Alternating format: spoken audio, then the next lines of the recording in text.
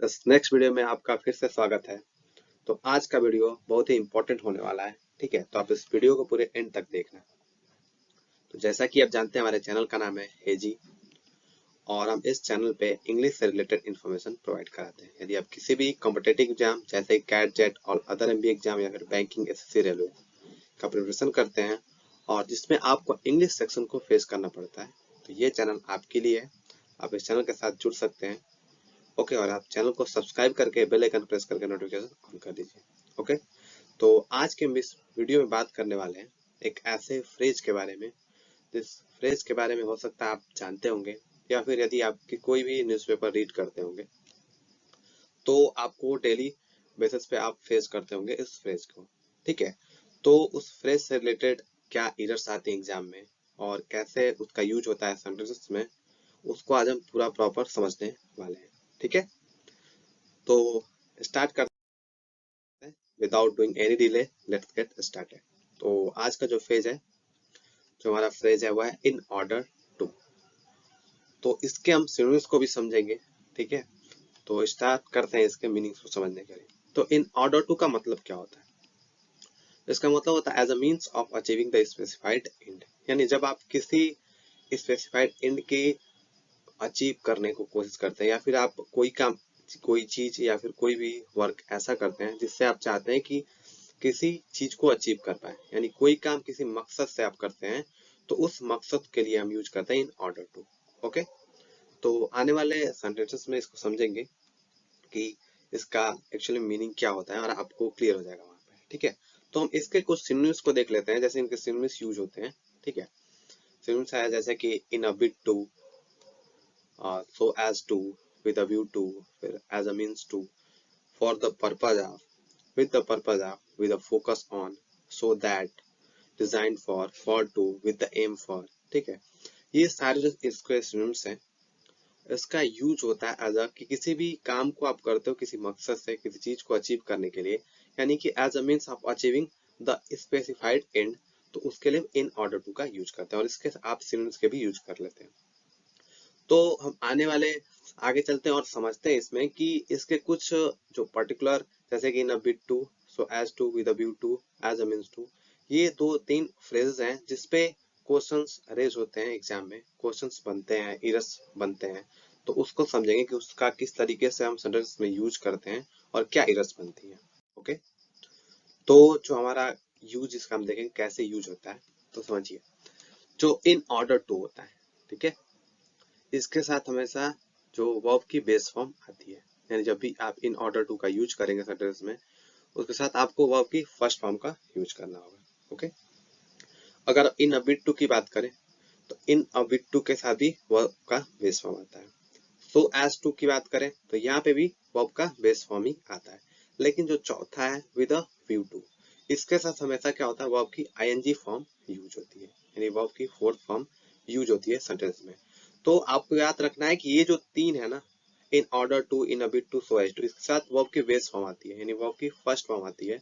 और with a view to एक ऐसा है जिसके साथ आईएनजी फॉर्म आती है। ओके, तो आई होप कि आपको ये क्लियर हो गया होगा किस तरीके से हम इसका यूज करेंगे। ठीक है, तो आगे चलते हैं और इसके सेंटेंस को समझते हैं। उससे पहले हम आपको कुछ इन्फॉर्मेशन दे देते हैं कि देखिए, इस चैनल पे हम इंग्लिश से रिलेटेड, आपको जैसा कि बताया हमने, कि वीडियोस डालते रहते हैं, अपलोड करते रहते हैं, जिसमें हम हर एक वोकैब, फ्रेज और ग्रामर रूल्स का प्रॉपर एनालिसिस करते हैं।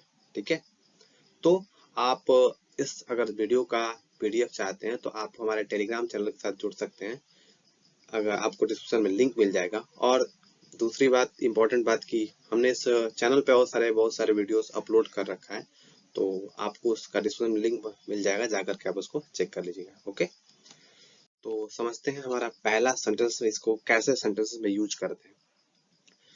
तो हमारा जो पहला सेंटेंस है वो है, India abstained in the UNSC convention where many non-permanent and permanent members were voting against Russian invasion on Ukraine in order to save its diplomatic ties with the Russia। इस सेंटेंस थोड़ा सा long हो गया, लेकिन इसको समझते हैं easy है, क्योंकि जैसा आप जानते हैं कि आज का डेट में यही न्यूज चल रहा है। इंडिया ने अभी हाल ही में यूनिवर्सिटी में कन्वेंशन हुआ था, तो इंडिया ने एब्सटेन कर लिया, यानी वोट देने से ना उसने हाँ के साइड में वोट दिया, ना ही ना के साइड में वोट दिया, जो यूनिवर्सिटी में अभी वोटिंग चल रही थी। ठीक है, तो India abstain in the university convention, India ने अब्सटेन कर दिया यूनिवर्सिटी कन्वेंशन में, where many non permanent and permanent member, जहाँ पे non permanent and permanent member vote कर रहे थे अगेंस्ट जो रसिया का इन्वेजन है यूक्रेन पे उसके, यानी रसिया के अगेंस्ट वोट कर रहे थे कि रसिया इस वॉर को रोक दे, नहीं तो हम बहुत सारे सैंक्शन को लगा देंगे। ठीक है, तो उस पर क्या किया, इंडिया ने एब्सटेन कर लिया। और यहाँ पे इन ऑर्डर टू, किस मकसद से, क्यों ऐसा किया, in order to save its diplomatic ties with Russia, यानी अपने जो डिप्लोमेटिक टाइज थे, जो अच्छे रिलेशन है, आपको पता होगा इंडिया रसिया का एक अच्छा फ्रेंड है, तो उस डिप्लोमेटिक टाइज को सेव करने के लिए, बचाने के लिए ऐसा इंडिया ने किया। ओके, तो यहाँ पे हम इन ऑर्डर टू का यूज किया, हमने क्या किया, हमने यहाँ पे दिखाया कि हमने एक स्पेसिफाइड इन को पाना चाहा, हमने यहाँ पे मकसद दिखाया कि हमने ऐसा क्यों किया, इन ऑर्डर टू इसलिए ऐसा किया क्योंकि सेव हम चाहते हैं कि अपने डिप्लोमेटिक टाइज को सेव कर रहे हैं। ठीक है, तो इसलिए हमने ऐसा किया। ओके, तो आई होप कि आपको समझ में आ गया होगा कि यहाँ पे इन ऑर्डर टू का यूज कैसे किया गया। अब यहाँ पे देखिए, इन ऑर्डर टू, टू के बाद हमारा जो वर्ब का फर्स्ट फॉर्म यहाँ पे बेस फॉर्म आया हुआ है, सेव। ठीक है, फिर चलते हैं दूसरे सेंटेंस में, और दूसरा सेंटेंस है हमारा, we are facing headwinds consecutively on the daily basis so as to or in a bid to get a massive success in our life। तो हम क्या कर रहे हैं, यदि आप एक एस्पायरेंट है, किसी भी कॉम्पिटिटिव एग्जाम की प्रिपरेशन करते हैं, तो आपको समझ में आ रहा होगा कि हम क्या करते हैं, डेली बेसिस पे फेस कर रहे हैं कंसेक्यूटिवली, यानी कि लगातार हेडविंड्स को, हेडविंड्स मतलब होता है बहुत सारे चैलेंजेस, तो हम डेली बेसिस पे चैलेंजेस को क्या कर रहे हैं, फेस कर रहे हैं।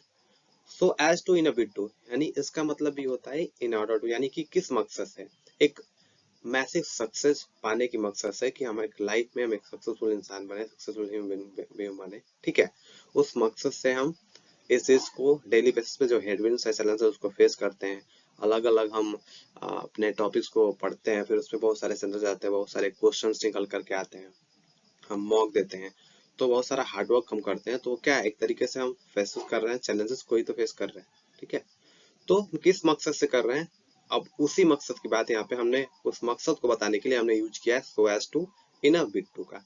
यहाँ पे आप इन ऑर्डर टू का भी यूज कर सकते हैं। और इसके बाद देखिए जो वर्ब की फर्स्ट फॉर्म बेस फॉर्म यहाँ पे आया हुआ है, तो so as to in a bid to get a message success in our life. यहाँ पे जो इरर्स बनती है ना, आपको इरर्स ऐसा दे सकता है कि सो एज टू या इन अ बिड टू के बाद ये क्या करेगा, जो वर्ब की बेस फॉर्म है इसको आईएनजी फॉर्म में दे देगा, या फिर थर्ड फॉर्म में दे देगा आपका, तो वो आपका इरर बन जाता है।